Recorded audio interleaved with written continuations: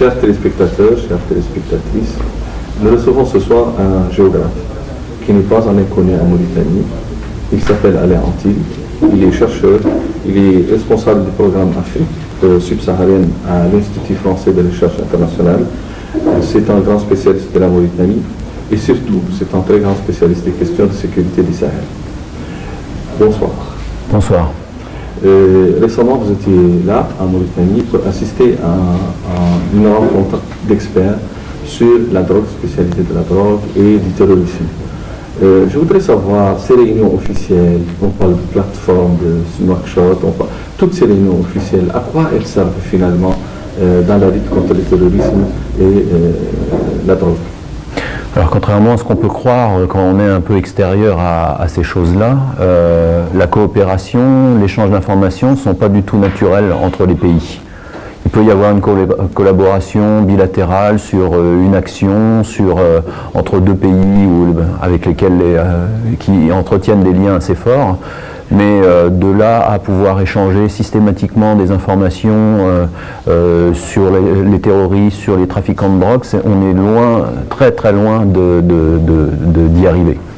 Donc ce type de réunion permet aux différents services qui sont chargés de la lutte contre ces deux phénomènes dans leurs pays respectifs, et là il y avait 10 pays qui étaient représentés, la Mauritanie et la France, mais il y avait aussi des pays du Maghreb et de l'Afrique de l'Ouest, se sont rencontrés pour réfléchir aux modalités de coopération bilatérale et multilatérale plus resserrées, en tout cas dans leur champ qui est celui de la police et de la police judiciaire.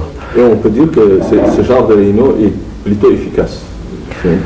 Alors, il y a des recommandations qui ont été faites, qui sont adressées évidemment aux politiques de chacun de ces pays, mais surtout ce qui est important, c'est aussi que les gens se connaissent, que généralement on manque de ce qu'on appelle des points focaux ou des agents de liaison, c'est-à-dire quand la Mauritanie a besoin d'avoir un renseignement sur une personne, un Mauritanien ou autre, qui se trouve au Cameroun, concernant le terrorisme ou la drogue, à qui elle s'adresse. Parce qu'il y a plusieurs services au Cameroun qui s'occupent de ces questions. Tel service va avoir le droit de communiquer, tel autre pas. Donc voilà, concrètement, ce sont ça les problèmes. Ces pays ont affronté des problèmes qui sont transnationaux et on ne peut pas réussir à combattre ces phénomènes simplement par des politiques nationales. Évidemment, c'est important que la Mauritanie, le Sénégal, chacun de son côté, fasse un travail sur son territoire. Mais face à des réseaux, par exemple les réseaux qui tiennent la cocaïne, on a une zone de production qui est en Amérique latine, qui va traverser le Brésil, qui va traverser l'Atlantique, qui passe par l'Afrique de l'Ouest, le Sahel, le Maghreb et qui va vers les marchés de consommation ouest européens. C'est pas la Mauritanie toute seule qui peut lutter contre ce phénomène. Elle est obligée de s'associer au Sénégal, à la Guinée-Bissau, à la France, aux pays latino-américains pour échanger des informations sur telle personne, telle personne. À l'Algérie, au Maroc. Bien sûr. Je vois que c'est la base du G5 du Sahel. Oui. Et ce type d'organisation exclut toujours ou se fait sans des pays qui sont estimés quand même... Là, vous touchez un point qui est, à mon avis, crucial. C'est régulièrement pointé par les observateurs ou les analystes comme moi, c'est qu'en réalité, si on prend l'exemple du terrorisme, il y a trop de structures qui s'occupent du terrorisme dans la zone. Si vous avez évoqué le G5, on pourrait parler du CEMOC, on pourrait parler de l'UFL, on pourrait parler il y a plein de structures qui s'occupent du terrorisme et comme vous le dites, elles ne regroupent pas forcément tous les pays. Le G5 regroupe 5 pays, il n'y a pas le Sénégal, il n'y a pas les pays, l'Algérie ou le Maroc. D'autres structures, il y a l'Algérie et pas le Maroc. Donc on est là dans quelque chose de très difficile, c'est qu'il y a trop de structures qui luttent contre ces phénomènes, contrairement aussi à ce qu'on pourrait croire. Donc il y a un besoin d'harmonisation, il y a un besoin que ça soit toujours les mêmes pays qui parlent ensemble et qu'on n'exclut pas aujourd'hui le Sénégal, demain le Maroc et l'Algérie, et ça c'est extrêmement important et c'est très facile à dire mais c'est très difficile à faire parce qu'il faut replacer cette question du terrorisme et des trafics dans évidemment les relations bilatérales entre chaque État. Et si l'on parlons d'abord de la drogue, est-ce qu'aujourd'hui on a une géographie de la circulation du trafic de la drogue? Parce qu'il y a pas, il faut rappeler aussi qu'il n'y a pas que la drogue, il y a des armes, Oui. il y a un tas de choses qui sont, enfin, autour desquelles s'organisent ces trafics qui sont criminels. Si on doit faire un focus pour les pays sahéliens, par exemple, on sait qu'il y a trois produits principaux qui concernent cette zone. On a la cocaïne qui est arrivée depuis le milieu des années 2000, qui a commencé à transiter par l'Afrique de l'Ouest, le Sahel et le Maghreb vers l'Europe. On en a beaucoup parlé, il y a eu des énormes affaires, des grosses saisies, y compris en Mauritanie, on se rappelle tous de l'affaire de Nouadhibou. Ça, si on se réfère à l'ONUDC, l'agence de l'ONU qui s'occupe du crime et de la drogue, on voit que c'est quand même en nette diminution, et puis surtout c'est moins centralisé sur la façade ouest de l'Afrique de l'Ouest. Au début, les grosses saisies, ça va de la Guinée jusqu'à la Mauritanie. Aujourd'hui, c'est beaucoup plus diffus dans l'espace. Il y a des saisies un peu partout en Afrique de l'Ouest, même en Afrique australe. Donc on ne peut pas dire qu'il y a un flot de cocaïne comme il y en avait à la fin des années 2000. Il y a un autre produit qui est très très présent et qui est certainement celui qui génère le plus d'argent actuellement, c'est la résine de cannabis. La résine de cannabis, elle est produite, comme chacun le sait, au nord du Maroc. Elle est destinée principalement à deux marchés de consommation. Le marché proche et moyen-oriental et le marché européen. Donc il y a des voies directes, on traverse la Méditerranée, on va vers l'Espagne, on va vers les Balkans, on passe par l'Algérie et la Tunisie pour contourner la surveillance et d'aller vers l'Italie. Et puis depuis 5-6 ans, peut-être un peu plus, il y a une autre voie qui s'est construite, qui va passer vers le sud du Maroc, parfois vers Tindouf, qui rentre sur le territoire mauritanien par le Tiris Zemmour, qui traverse ensuite le nord du Mali, le nord du Niger, et puis qui bifurque vers la Libye, ou qui continue toujours plus à l'est vers le Tchad, le Soudan, vers Port-Soudan, et pour alimenter les marchés proches orientaux. Aujourd'hui, par exemple, quand vous entendez au nord du Mali qu'il y a des accrochages entre trafiquants, ça concerne essentiellement ce produit. La résine de cannabis. La résine de cannabis. Voilà. Et il y a un troisième produit qui est important aussi, qui concerne moins, je dirais, la partie saharienne des pays sahéliens, c'est les feuilles de cannabis qui sont produites par exemple en Côte d'Ivoire, au Ghana, au sud du Mali, au sud du Sénégal, et qui connaissent une circulation régionale aussi. Parce que c'est une drogue accessible disons à la population, ce qui n'est pas le cas de la cocaïne, hein, qui est réservée, qui est très très chère. Donc qui épargne un peu les pays traversés parce que c'est très très cher. Nous reviendrons sur les conséquences de ce trafic, sur ces manifestations, sur les phénomènes qu'il engendre. Mais avant cela, je voudrais poser une question. Quand est-ce que le terrorisme se greffe sur le trafic de drogue? Quand est-ce qu'il y a un lien entre les deux? Alors il y a plusieurs liens possibles. Alors si on regarde un petit peu ce qui se passe au Nord Mali par exemple, hein, parce que c'est un foyer du salafisme djihadiste, il y a eu plusieurs mouvements armés, dont certains se réclamaient de l'idéologie salafiste djihadiste, hein, AQMI évidemment, le Mujao et Ansar Dine. Quand on regarde l'économie de ces trois mouvements, parce qu'un mouvement armé, il y a un côté logistique qui est indéniable. Pour comprendre un mouvement armé, il faut s'interroger comment il peut se financer. On peut se financer parce qu'on a un grand mécène étranger, on peut se financer parce qu'on vit sur la population en la rackettant, on peut se financer en se greffant sur les circulations de marchandises, en particulier sur la circulation de trafic. Selon les informations dont on dispose, toutes les enquêtes des journalistes, toutes les études de chercheurs, l'économie de ces trois mouvements, et en particulier d'AQMI et du Mujao, ne sont pas du tout les mêmes. AQMI, et là je fais référence au livre de Serge Daniel, hein, qui est un journaliste très connu de l'AFP, de RFI, qui a écrit un livre sur ces questions. Il dit que pour lui, AQMI s'est financé ces 10 dernières années à 25% en se greffant sur les questions, sur les trafics, et le reste, c'est l'argent du rançonnement, donc des enlèvements et des rançons. Donc ça ne concerne que pour 25%. Alors c'est important. Et qu'est-ce que ça veut dire trafiquer pour AQMI? Ça veut dire généralement sécuriser des convois d'un point à un autre dans le désert malien en particulier. AQMI n'a pas évidemment le pouvoir d'aller chercher de la marchandise en Colombie et de l'amener sur le marché de consommation parisien ou londonien. Donc ça ne concerne que des segments, ça concerne que du transport ou de la sécurisation de transport. Donc on est à peu près sûr de ça. Le Mujao, c'est un peu différent parce qu'à la tête de ce mouvement, il y avait des gens qui étaient assez connus comme étant déjà des logisticiens, des transporteurs, voire des trafiquants. Notamment leur base pendant l'année 2012, l'année de combat avec l'armée malienne, c'était Gao, et il y a un quartier à Gao qu'on appelle Cocaïne Bougou, justement parce qu'il y avait certains de ces leaders qui étaient basés là-bas. Donc le Mujao est beaucoup plus greffé sur l'économie du trafic que AQMI par exemple.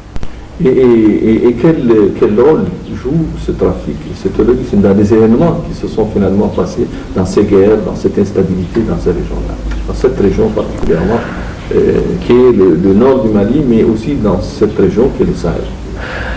Alors c'est une question très très complexe et très vaste, parce que quand on parle de trafic, et vous le disiez tout à l'heure, on pense tout de suite évidemment à la drogue, mais il faut dire aussi qu'il y a tout un tas d'autres produits de contrebande et de trafic qui traversent le Sahel et les espaces sahariens.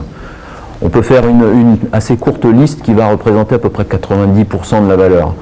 Hormis la cocaïne et la résine de cannabis, vous avez les voitures volées, vous avez les cigarettes, vous avez aussi tous les produits de contrebande comme l'essence et comme les produits alimentaires subventionnés. Alors on ne peut pas mettre sur le même plan, évidemment, des pâtes alimentaires qu'on fait passer d'un pays à l'autre par contrebande, et puis la cocaïne. Évidemment, ce n'est pas la même dangerosité, mais tout ça participe d'une économie des trafics. Et puis évidemment, j'oubliais quelque chose de très important pour la sécurité, ce sont les armes. Donc les conséquences de finalement l'arrivée massive de cette économie des trafics dans les espaces sahéliens, et en particulier sahariens, c'est une possible déstabilisation des régimes. Parce que, d'une part, on assiste à une augmentation de la circulation des armes. Qui dit trafic, dit besoin de se protéger, donc beaucoup d'argent. Surtout dans un espace, naturellement, c'est oui. Un peu laissé pour compte, un peu loin du centre de... Oui, où les armées nationales ou la police n'assurent pas la sécurité des populations, pour être clair. Dans certains pays de la zone, en particulier au Mali, il y a des rapports même après Serval qui montrent que finalement la justice malienne, la police malienne ou l'armée malienne assurent très médiocrement, voire pas du tout, la sécurité des populations. Donc les populations se retrouvent confrontées à ces trafiquants qui ont beaucoup d'armes, beaucoup d'argent, qui peuvent les intimider, et ça crée des tensions très très fortes qui peuvent recouper des clivages sociaux. C'est ça. Et qui peuvent générer des tensions communautaires. Et des déstructurations sociales, et des tissus sociaux. Si on veut résumer un petit peu le type de déstructuration, parce que souvent, vu de l'étranger, évidemment les gens de cette zone connaissent bien, mais pour résumer, il y a 3 types de déstructuration qui me paraissent importants à mentionner. Il y a évidemment parfois des tensions communautaires entre, disons, communautés ethniques. Voilà. Il y a ceux-là qui maîtrisent les trafics, ceux-là qui ne les maîtrisent pas, ils ont beaucoup plus d'argent, ils arrivent à financer des campagnes électorales, les autres se sentent mis en minorité, ça crée des tensions. Mais ça, c'est un aspect parmi d'autres, et c'est pas le principal. Il y a un deuxième aspect de déstructuration qui est plus important, c'est que dans toutes les sociétés sahariennes et sahéliennes, comme vous le savez, on a des différents rangs sociaux. On est noble, on est tributaire, on est ancien esclave, on est casté. Et ça peut être un moyen, par exemple, si je suis un tributaire, un homme libre, ça peut être un moyen, en me branchant sur ces trafics, de me désolidariser et de remettre en cause la hiérarchie vis-à-vis de mes anciens maîtres, parce que je suis plus riche qu'eux, parce que je suis plus... et c'est moi qui va devenir le protecteur de la zone, et pas eux qui vont me protéger politiquement. Donc vous imaginez très bien que ça crée des tensions très très fortes. Très très fortes, et c'est même certainement les plus fortes. Et il y a un troisième niveau, souvent qu'on oublie, c'est une déstructuration par classe d'âge. C'est-à-dire qu'il y a des études qui ont été faites, notamment au nord du Cameroun. Vous allez me dire, on est un peu loin, mais le nord du Cameroun, c'est encore la zone sahélienne, notamment dans les sociétés Peul du nord du Cameroun, qui montrent que les autorités traditionnelles, les pères, les anciens, ont de plus en plus de mal à guider les jeunes. Les jeunes refusent ce qu'on appelle l'éthos peul, qu'on appelle le poulacou. Ils disent voilà, on ne va pas attendre que nos pères nous donnent l'autorisation de nous marier, on fait ce qu'on veut, parce qu'ils se branchent sur un certain nombre d'économies, de rançonnement, d'enlèvement de bétail, d'enlèvement d'enfants, et ils génèrent de l'argent, et ça crée des tensions interfamiliales très très fortes. Et moi je crains qu'on soit en train d'assister aujourd'hui dans toute la bande sahélienne, en particulier dans les zones de l'extrémité nord du Niger et du Mali, à cette troisième type de structuration. Quand on interroge par exemple, moi je suis allé à Bamako en juillet, il y avait beaucoup de gens du Nord Mali, une des choses qui les inquiète, c'est qu'ils disent les jeunes ne nous écoutent plus. Ce qui veut dire que les mécanismes de régulation de conflits entre communautés ne fonctionnent plus. À partir du moment où la Djema ne peut pas se réunir, où le Conseil des anciens, où on ne peut plus se cotiser pour payer le prix du sang, ou toutes les choses, où les actions des jeunes échappent de plus en plus à la capacité de contrôle des anciens, on est aussi dans un type de déstructuration qui peut être connecté beaucoup plus à l'économie des trafics qu'au terrorisme, même si le terrorisme aussi contribue à ça, parce que ce sont les jeunes qui vont s'inscrire dans ces dynamiques. Quand on s'inscrit dans une dynamique d'aller dans les rangs du Mijao ou de l'ACMI, c'est aussi, on remet en cause l'autorité paternelle, on dit que l'islam pratiqué dans la famille, on le remet en cause. C'est aussi une rupture sociologique interne aux familles qui est très très forte, très très forte. Et qui peut mener loin. Qui peut mener très loin, exactement. Et quand on revient aux États, au rapport des États avec ce trafic, ou la conséquence, c'est des États fragilisés. Est-ce que les trafics existent parce que ces États sont déjà fragiles, ou est-ce que ces États sont fragilisés parce que ces trafics existent? C'est la poule et l'œuf. Oui. Il y a plusieurs manières d'aborder cette question. C'est vrai que c'est une question très très complexe. Et puis je vais aborder en rajoutant une couche de complexité, c'est que les trafics ont un aspect à la fois déstructurant mais aussi structurant. Alors prenons des zones enclavées où l'État n'est pas présent. Si demain, nous, on avait la possibilité de stopper tous les trafics, on pourrait dire c'est très bien, c'est bénéfique pour l'humanité entière, en particulier pour ces zones. Mais quelle autre économie il y a dans certaines zones? Si on supprime les trafics, la contrebande au nord du Mali, qu'est-ce qui se passe? On crée un problème en résolvant un. Donc il faut avoir ça en tête, c'est qu'on n'arrivera pas à lutter contre tous les trafics, il va falloir choisir des produits, mettre des lignes rouges sur un certain nombre de produits, mais on ne peut pas aujourd'hui, pour des raisons sociétales, empêcher les trafics dans cette zone parce que c'est ce qui fait vivre les gens. Et là encore, je ne veux pas qu'on pense que je suis en train de prôner les trafics, mais c'est pas la même chose de trafiquer des pâtes alimentaires, enfin des pâtes, des huiles alimentaires ou même de l'essence, que de trafiquer des armes, de la cocaïne ou de la résine de cannabis. C'est des trafics, mais c'est d'autres phénomènes. C'est ce qu'on appelle l'économie grise. Voilà, économie grise ou économie trafiquante, c'est-à-dire on mêle un peu tout, ce qui est dans l'illégal. Et à quel niveau on peut parler d'État mafieux ou de narco-État? Alors ça, c'est une autre chose que les coopérations ont à affronter, c'est que, et c'est pour ça qu'on essaye toujours de lier terrorisme et trafic, parce que c'est intéressant, disons, en termes de discours, c'est de dire, voilà, terrorisme et trafic, c'est la même chose, c'est dans les marges sahariennes, c'est les bandits, c'est tout ce qu'on veut.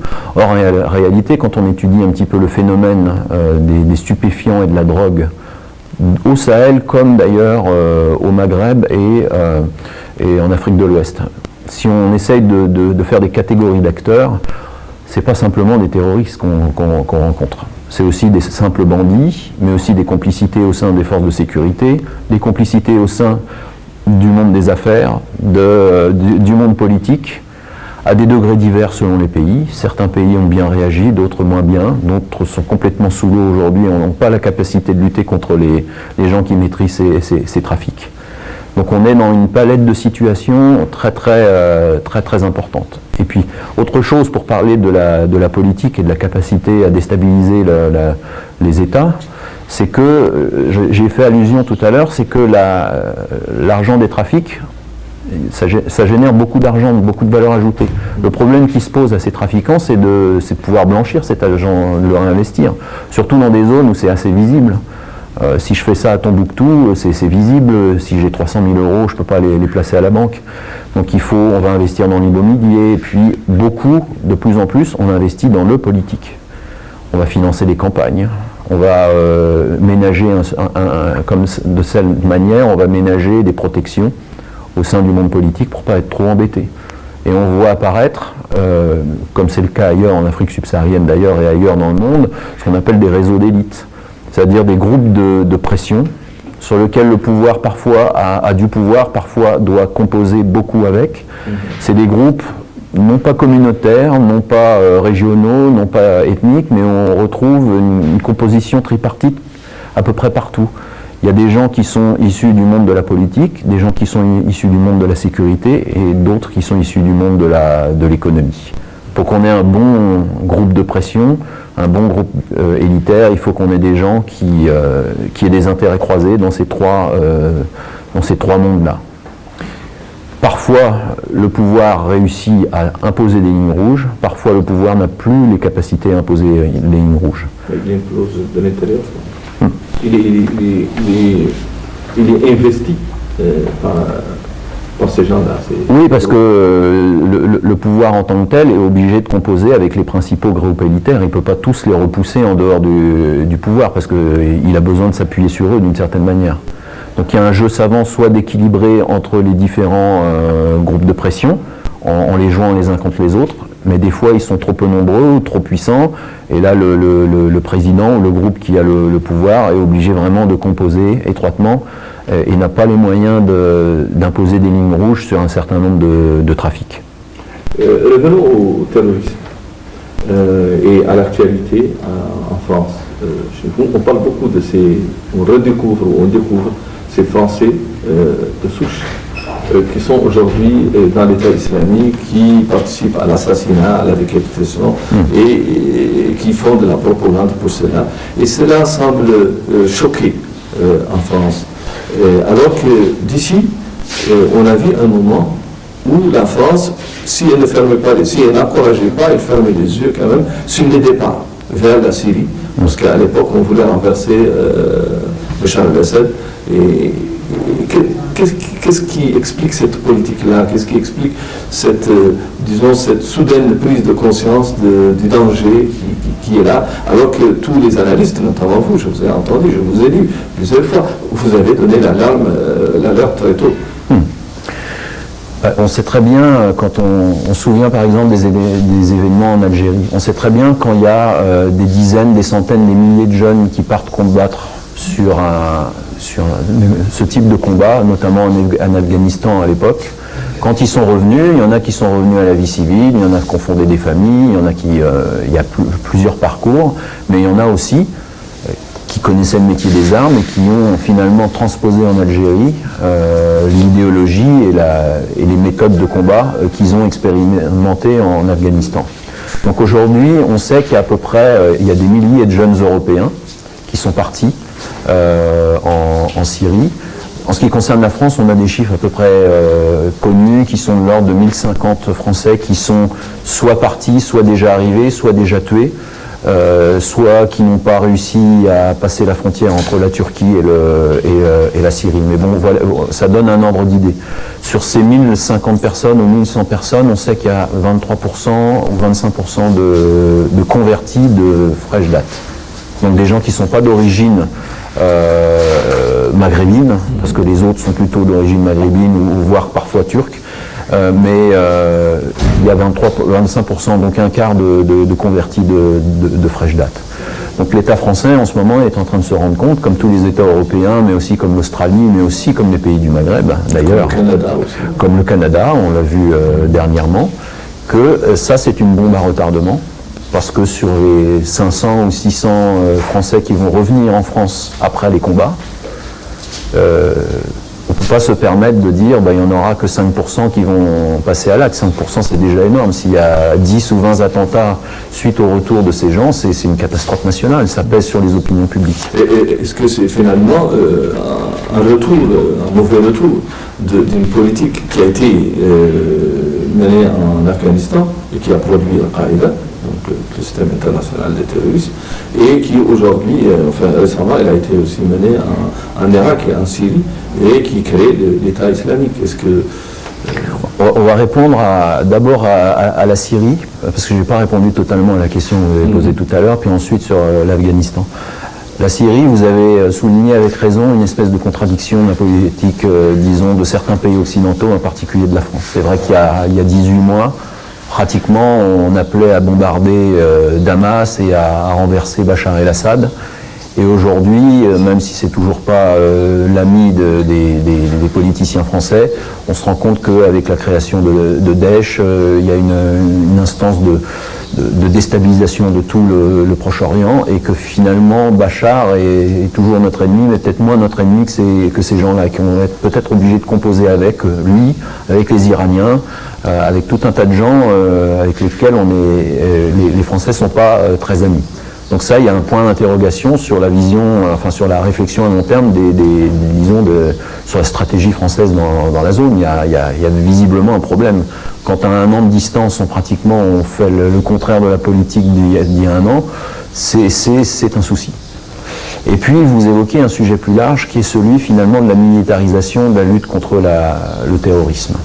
Parce que quand on regarde, et ça c'est une thèse qui est en train de se renforcer, en tout cas chez les chercheurs et même chez certains décideurs politiques. Je pense à des discours de Dominique de Villepin qui insiste beaucoup là-dessus à ce moment. Et Dominique de Villepin, on peut le critiquer, on peut pas l'aimer, mais c'est quelqu'un qui comprend les relations internationales. Et lui, il dit que, regardez, ça fait 10 ans qu'on combat militairement le terrorisme. À quoi on a abouti? À une multiplication des foyers, à une multiplication des gens.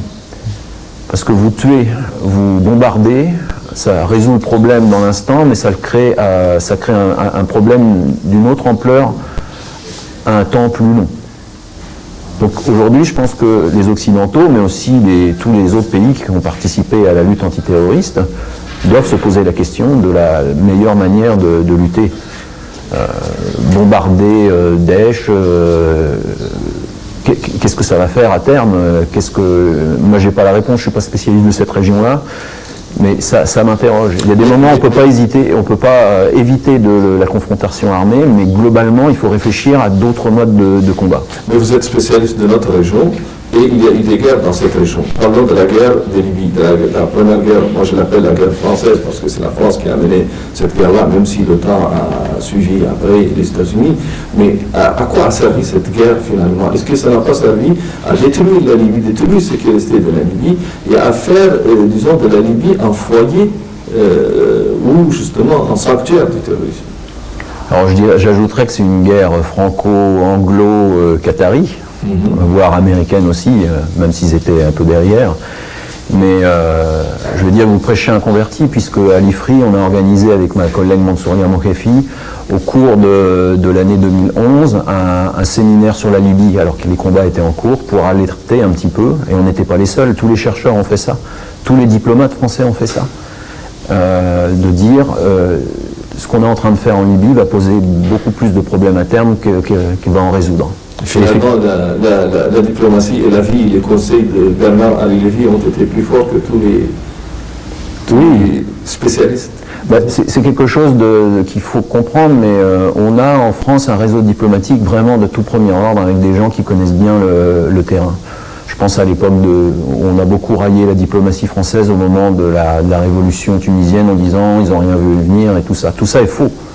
Les diplomates, ils ont alerté Paris depuis 3-4 ans que la Tunisie courait un grand risque.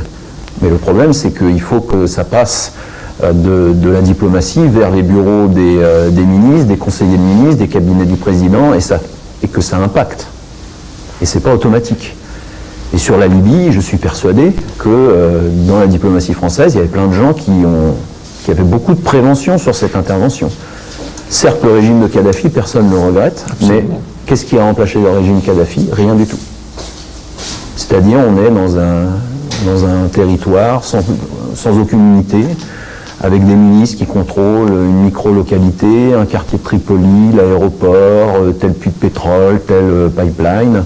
On est dans l'anarchie totale, et cette anarchie, évidemment, pèse sur la sécurité des Libyens, mais sur la sécurité de tous les voisins de la Libye, et en particulier sur le Sahel. Et quelles conséquences immédiates pour le Sahel, justement? Est-ce que ce qui s'est passé au Mali, dans le nord du Mali, n'est pas la conséquence de ce qui s'est passé en Libye? Alors quand on me pose cette question, je réponds toujours de la même manière pour le Mali. Évidemment, le Mali avait des problèmes avant la crise libyenne. Absolument. Il y a déjà eu des rébellions Touareg, AQMI était déjà là. Mais la crise libyenne a joué comme un accélérateur et un aggravateur de toutes les tensions maliennes. Pourquoi? Parce qu'il y a eu retour de travailleurs. C'est-à-dire, comme vous le savez, la Libye est un pays de migration. Il y a énormément de travailleurs étrangers. Alors, il y a des Tunisiens, il y a des Égyptiens, mais il y a aussi beaucoup de subsahariens, et en particulier de Sahéliens. Les Maliens, les Nigériens, les Tchadiens étaient les grosses communautés. Donc, comme on peut se rappeler, pendant la guerre en Libye, les communautés noires ont été particulièrement stigmatisées par la population, parce qu'ils étaient supposés être tous des miliciens à la solde de Kadhafi. Donc beaucoup de travailleurs sont rentrés au Niger, sont rentrés au Tchad, sont rentrés au Mali. Donc il y a une première conséquence qui est économique. Deuxième conséquence, accélération de la circulation des armes, parce que petit à petit, l'armée libyenne lâchait ses arsenaux. Les arsenaux se trouvaient à ciel ouvert, et ça créait un marché d'armes de toute première ampleur au nord de l'Afrique. Et on sait que ces armes, elles ont été diffusées dans toute la région. On en retrouve en Tunisie, on en retrouve en Égypte, on en retrouve au Sahel, on en retrouve au Proche-Orient. Donc accélération de la circulation des armes. Et puis troisième point, il ne faut pas oublier l'histoire, c'est que dans l'armée libyenne, il y avait aussi des gens qui étaient d'origine malienne et nigérienne. Et notamment, la branche armée du MNLA était dirigée, comme chacun le sait, par Mohamed Najim, qui est un colonel de l'armée libyenne, mais Touareg d'origine malienne. Donc ça a joué à ces trois niveaux, et ça continue à jouer parce que la Libye reste un réservoir d'armes, reste un espace de circulation de bandes armées, et pèse sur la sécurité de ses voisins. Et comment l'Algérie vit cette insécurité, cette situation de la Libye? Comment il vit ça, et au Mali aussi? Quel est le rôle de l'Algérie finalement dans ce tumulte régional? Alors il y a beaucoup de versions sur... l'Algérie est très concernée par le terrorisme depuis le début des années 90. Elle en a souffert. Elle en a souffert à travers cette guerre civile, et continue à en souffrir d'une certaine manière. C'est un pays qui a combattu et qui continue à combattre le terrorisme, qui a essayé de se mettre au centre de la lutte antiterroriste dans les espaces sahéro-sahéliens, à travers la création du CEMOC, dans lequel la Mauritanie est d'ailleurs partie prenante. C'est un centre de commandement interarmé qui se trouve à Tamanrasset, et puis à travers la création de l'unité de fusion et de liaison à Alger, qui est un espace d'échange d'informations. Donc il y a les pays du champ. Ce qu'on appelle les pays du champ, c'est l'Algérie, la Mauritanie, le Mali et le Niger. Malheureusement, ces deux structures, en particulier le CEMOC, c'est moins vrai pour l'UFL, sont restées des coquilles vides. On a l'impression que l'Algérie a créé ces structures pour essayer de mettre de côté un certain nombre de voisins, de partenaires, en disant qu'ils n'étaient pas centraux dans la lutte contre le terrorisme. À partir du moment où l'Algérie fait un effort et met tous les moyens pour lutter contre le terrorisme, mais en excluant de cette lutte contre le terrorisme le Maroc, en essayant de repousser un petit peu la France, en essayant de mettre de côté la Libye, vous voyez très bien que ça ne peut pas fonctionner. Donc ça a été une manière de lutter, mais en se mettant au centre, qui n'a pas du tout fonctionné. Et finalement, l'Algérie se retrouve entourée de foyers de tension en Tunisie, en Libye et au nord du Mali.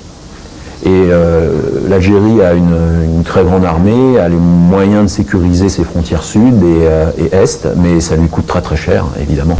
Et la deuxième guerre française dans la région, c'est celle au nord du Mali, qui a commencé avec Serval et qui finit avec Rakhan. Est-ce qu'on peut en faire un bilan aujourd'hui? Oui. Le bilan, à mon avis, je ne représente que moi, le bilan de Serval est quand même très très positif. D'une part, contrairement à ce qu'on a dit, parce qu'il y a eu toutes les théories du complot, que la France intervenait, parce qu'il y avait des mines au nord Mali, et tout ça est vraiment du charlatanisme. La France est intervenue, n'avait pas envie d'intervenir. La stratégie du président Hollande à l'époque, il faut se rappeler, c'était de prendre le temps avant d'intervenir au Mali et prendre le temps de former l'armée malienne pour que ce soit l'armée malienne qui intervienne avec un soutien logistique de l'armée française s'il fallait, ou des armées de la CEDEAO. C'était ça le plan. Mais les salafistes djihadistes ont décidé d'attaquer. Et le président par intérim Nkunda Traoré a appelé à demander à la France officiellement d'intervenir, qui est intervenu dans les 36 heures, parce qu'il y avait des prépositionnements de troupes françaises au Niger, au Burkina Faso, au Sénégal. Donc c'était finalement le pays qui était le plus facilement mobilisable. Donc Serval avait plusieurs objectifs. Arrêter ces colonnes de djihadistes, ça a été fait. Et puis le deuxième objectif majeur, c'était de les chasser des villes qu'ils contrôlaient. Ils contrôlaient un espace, ils contrôlaient des cités, Tombouctou, Kidal, Gao. Ils ont été chassés. Et puis le troisième point, c'était de détruire les structures logistiques de ces mouvements. Notamment, on se rappelle des combats dans le nord-est du Mali, où là, il y a eu des stocks d'essence, de munitions, même des unités de fabrication d'explosifs qui ont été détruits par l'armée française grâce à des informateurs locaux et grâce aussi à l'armée tchadienne, qui a été très vaillante. Maintenant, une opération militaire, c'est pas elle qui solutionne les problèmes politiques du Mali. Hein. Il faut évidemment, Serval, c'est une opération militaire qui avait 3 objectifs. Ces 3 objectifs ont été remplis. L'objectif n'était pas de faire disparaître la menace terroriste parce que c'est impossible. Le nord du Mali est un espace immense. Il y a d'ailleurs des actions. Bien sûr. On savait très bien que ces groupes allaient se reformer, mais aujourd'hui, ils ne sont plus en état de conquérir les territoires. Ils sont dans des techniques de guérilla, on attaque tel convoi, on va mettre des mines à tel endroit, on envoie une roquette. Alors bien sûr, je dis ça avec toute gravité, c'est quelque chose de très grave et qui hypothèque l'avenir économique du Nord-Mali, mais on n'est plus dans la configuration, on a pratiquement des armées qui ont pris le pouvoir et qui ont établi une nouvelle loi sur des populations.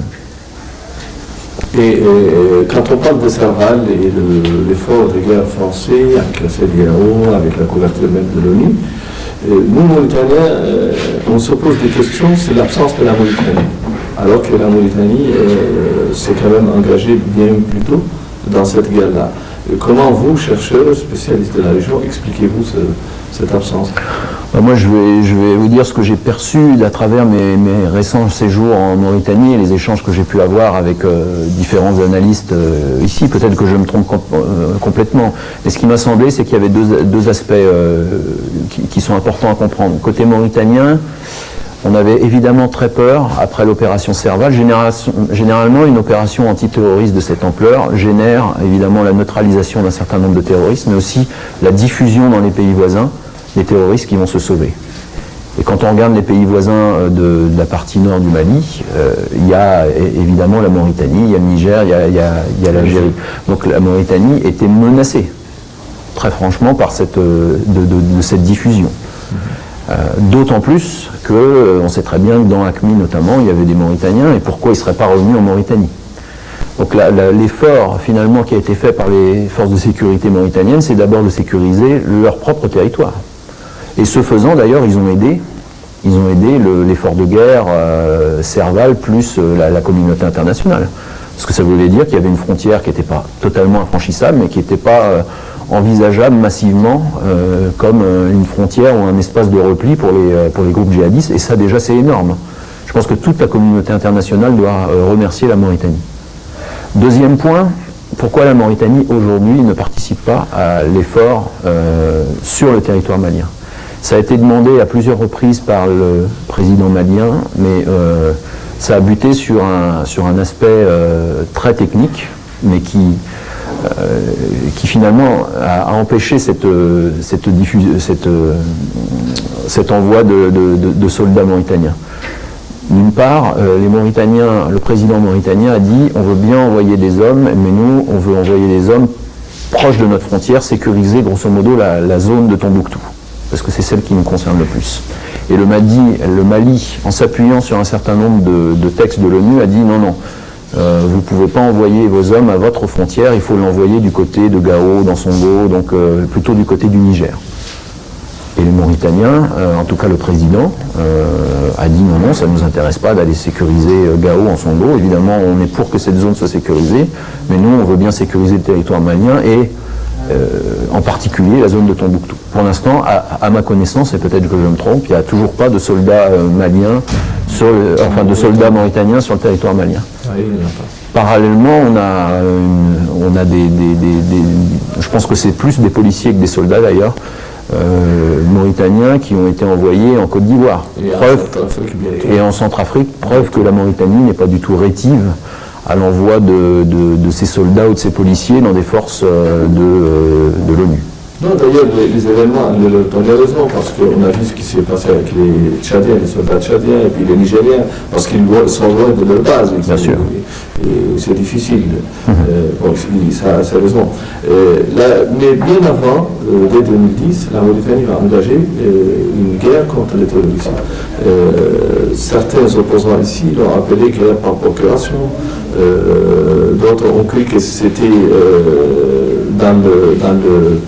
dans le sillage de la politique française, et ils ont été surpris de voir la Mauritanie rétive ou réticente à s'engager avec la France. C'est ça le sens de ma question. Est-ce que la guerre qu'avait menée la Mauritanie, est-ce que réellement c'était une guerre concoctée, parce qu'à l'époque, nous, on disait que la Mauritanie menait à elle seule la guerre. Même les Maliens ne l'ont pas aidé s'ils ne l'ont pas parfois poignardé un peu dans le dos.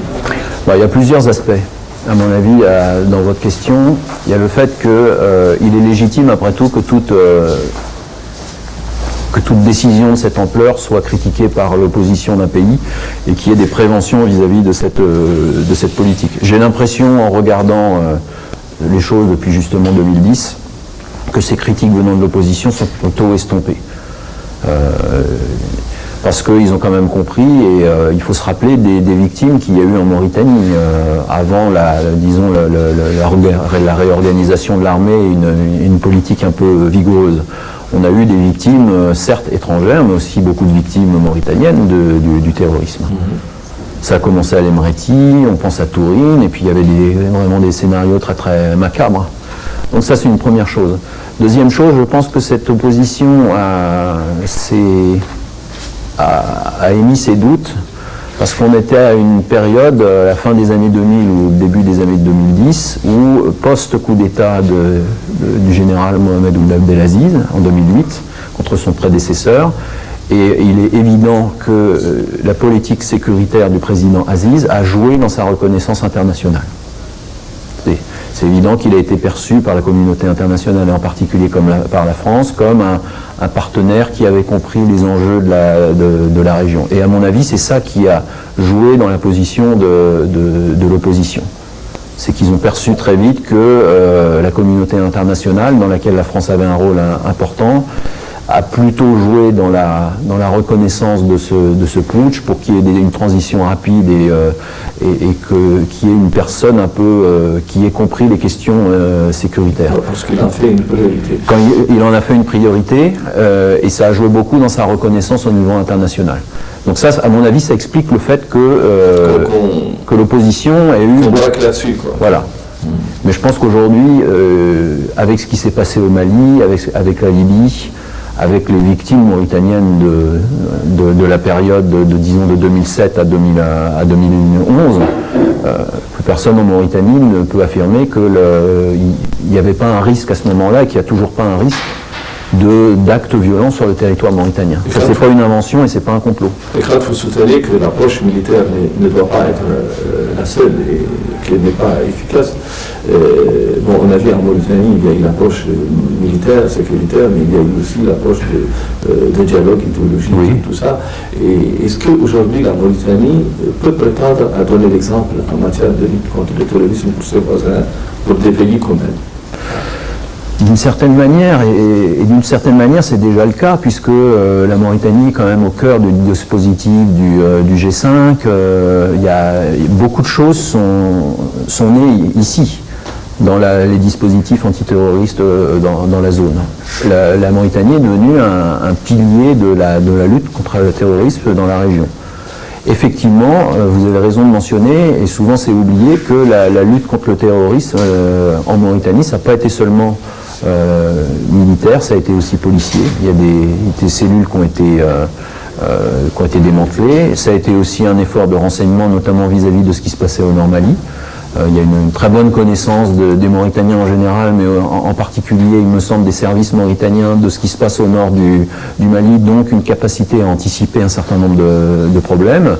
Et puis, il y a d'autres aspects, comme celui du débat autour de la déradicalisation, du débat qu'il y avait eu dans la prison entre les oulémas et les gens qui avaient été arrêtés dans le cadre d'affaires terroristes. Bon, tout ça montre qu'il n'y a pas eu une réponse que militaire. Dans ce Sahel des trafics, dans ce Sahel des crimes organisés, notamment le terrorisme, est-ce qu'il y a une note d'espoir finalement, quelque chose qui peut pointer à l'horizon, qui peut nous annoncer une réorganisation, une remise sur pied des États? Est-ce qu'il y a pour vous, chercheurs, pour le regard extérieur, quelque chose qui porte à espérer? Oui, parce qu'il faut comprendre, et c'est ce que j'ai essayé d'expliquer pendant le séminaire, j'ai essayé de remettre la thématique des trafics, en particulier dans un contexte historique plus large. En fait, des trafics dans la zone, il y en a depuis très très longtemps, mais l'accélération des trafics est très facilement explicable d'un point de vue historique. Les pays qui connaissent une explosion des trafics sont des pays qui ont des accidents historiques. Quel type d'accident? Ça peut être une crise économique majeure, ça peut être un conflit qui va amener certaines des parties des conflits à mettre en place une économie des trafics pour se financer, ça peut être un embargo, ça peut être tout un tas de choses. Pris au niveau global en Afrique subsaharienne, on a une augmentation considérable des trafics à partir du début des années 80. Ce qui correspond grosso modo à ce qu'on a appelé les crises de la dette et au plan d'ajustement structurel qui ont été mis en place. Si je dois faire une temporalisation des économies au sud du Sahara, évidemment avec des 43 cas différents, mais si je dois rassembler, on a deux premières décennies où il y a une croissance qui est supérieure à la croissance démographique, donc finalement une amélioration de la situation des populations, plus dans les villes que dans les campagnes d'ailleurs. À partir de la fin des années 70, début des années 80, on a un retournement de situation, notamment pour les pays qui exportent un certain nombre de minerais ou un certain nombre de produits dont les cours mondiaux vont se renverser. On pense toujours par exemple au cacao en Côte d'Ivoire. Les 2 premières décennies en Côte d'Ivoire, c'est ce qu'on appelle le miracle ivoirien, c'est 7% de croissance par an. C'est énorme. À partir du début des années 80, on a un cours du cacao qui fluctue. Et c'est le principal produit d'exportation et ça impacte directement les finances de l'État, le taux d'activité, la croissance. Et la Côte d'Ivoire rentre dans une zone de tension sociale très très forte. Donc dans les années 80, dans les années 90, les pays d'Afrique subsaharienne, de nombreux pays d'Afrique subsaharienne, face à cette dette qui devient insoutenable, demandent à la Banque mondiale et au FMI de les aider à rééchelonner leur dette. Et là, on a les bons docteurs du FMI et de la Banque mondiale qui viennent dans les différents pays faire adopter aux dirigeants la potion amère des plans d'ajustement structurel. Plan d'ajustement structurel, ça veut dire retour à l'équilibre des principaux indicateurs macroéconomiques, mais en faisant un certain nombre de réformes. Privatisation des sociétés d'État, économie, gel du recrutement des fonctionnaires, blocage de leurs salaires, pour équilibrer les comptes de la nation. Tout ça, ça a correspondu, disons, dans l'aspect politique et social, à une difficulté de plus en plus grande des États à organiser, à peser sur leur territoire, à pouvoir agir sur leur territoire. Et les populations, finalement délaissées par les États, qui n'arrivaient pas à construire ici une route, ici un centre de santé, ici un projet économique, se sont intégrés dans un certain nombre de réseaux de trafic, de produits, parce que c'est une économie de subsistance aussi, on l'oublie toujours. Depuis la fin des années 90, les années 2000, on est dans une phase de croissance importante. Et moi, je suis résolument optimiste. Je me dis qu'à terme, ça va porter ses fruits même si l'économie des trafics est toujours très très bien installée dans la zone. Si on prend les pays cas par cas, on voit que pour un produit comme la cocaïne, dont on parlait tout à l'heure, il y avait une arrivée massive de cocaïne dans les pays qu'on a cités, Sénégal, Mauritanie, Gambie, Guinée, et un certain nombre de ces pays, dont la Mauritanie, ont réussi à juguler, en partie au moins, cette circulation. Ça veut dire qu'il n'y a rien qui est écrit, et il y a toujours une capacité finalement des États à reprendre la main. Merci, cher Léontine. Merci. Merci, chers téléspectateurs, chères téléspectatrices. Je vous donne rendez-vous dans un autre numéro de cette émission qui a vocation de vous présenter le vrai dialogue, quelque chose de subsistant autour duquel vous pouvez vous faire une idée de ce qui se passe autour de vous. Merci. On n'est pas là dans l'application.